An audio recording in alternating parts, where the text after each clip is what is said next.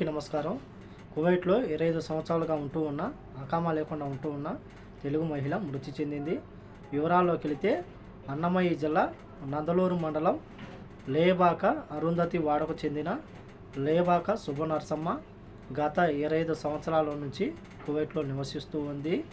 ఆమెకు అకామా లేకపోవడంతో అయితే ఆమె కువైట్లో అకామా లేకుండా జీవిస్తూ ఉంది.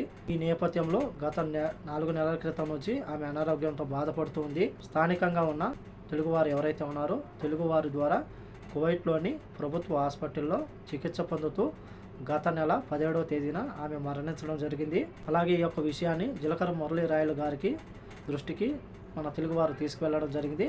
వెంటనే స్పందించిన ఆయన కుటుంబ సభ్యులకు ఈ యొక్క విషయాన్ని తెలియజేసి ఆమెకు సరైన ఆధార పత్రాలు లేకపోవడంతో అయితే ఇండియాకు పంపలేని పరిస్థితుల్లో ఉన్నామని చెప్పేసి వారి యొక్క కుటుంబ సభ్యుల ఆదేశాల మేరకు మన ఇండియన్ ఎంబసీ సహకారంతో కువైట్లోనే దహన సంస్కారాలు నిర్వహించినట్లు జీలకర్ర మురళీ రాయలు గారు తెలియజేయడం జరిగింది.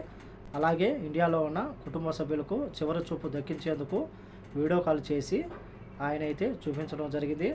కువైట్లో ఉన్న మన తెలుగువారు కష్టాల్లో ఉంటే ఆదుకుంటూ ఉన్న జీలకర్ర మురళీ రాయలు గారికి ప్రత్యేక ధన్యవాదాలు, కృతజ్ఞతలు తెలుపుకుంటూ ఇలా చాలామంది తెలుగువారు కానీ భారతీయులు కానీ 25 సంవత్సరాల నుంచి 10 సంవత్సరాల నుంచి అకామా లేకుండా కువైట్లో నివసిస్తూ ఉన్నారు. అలాగే చాలామంది మనం చూసుకుంటే కువైట్లో ఉన్నట్లు వాళ్ళ యొక్క కుటుంబ సభ్యులకు కూడా తెలియడం లేదు.